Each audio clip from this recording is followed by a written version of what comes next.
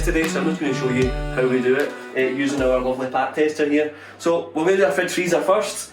So this is the fridge freezer we're doing. We do a visual check first, have a quick look at the appliance. The appliance is switched on, so if we open it up just now, it's working, we can see it's working. At that point we'll maybe ask the tenant if there's any issues with the appliance. This is an empty property, so we're just going to go on just looks essentially. We'll essentially check this plug. So, check plug. So 13 amp fuse, we'll always check the fuse, make sure it's there and it's the correct ampage as well.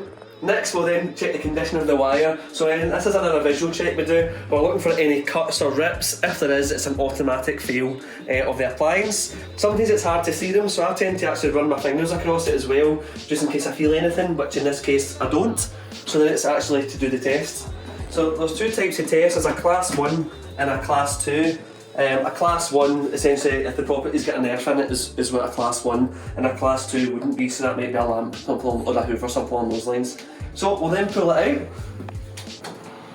nice and easy.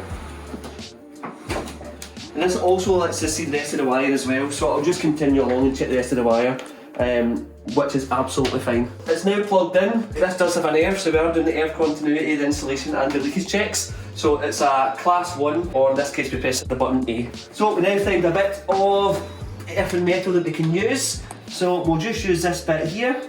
So you can either clamp it on, or I'll just use this prod as well, and then we'll press A. So it's found the earth. We have 2.02, which is a very low reading, which is good. Insulation's perfect, and then finally the leakage as well. Perfect, so this appliance is passed. So we'll plug it all back in, make sure it's all working, push it all back in as well, and then that's it. It'll get a nice wee pass sticker just on the front here as well. Now there's not an old pass sticker on this, we'll put one on afterwards. If you've got any questions, just leave a comment below and we'll get back to you. Because this property is empty, we're actually going to switch this fridge freezer off, and we're just going to open the door for the fridge and the freezer, just so it doesn't smell as well, just while it's empty.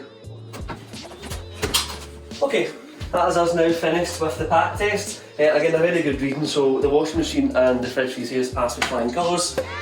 We'll not test these as a built-in, so they're not portable at all. So then we move on to a Legionella risk assessment. So the first one we're going to do is locate the boiler, which is in this bedroom cupboard. And because it's empty property, the boiler's been switched off.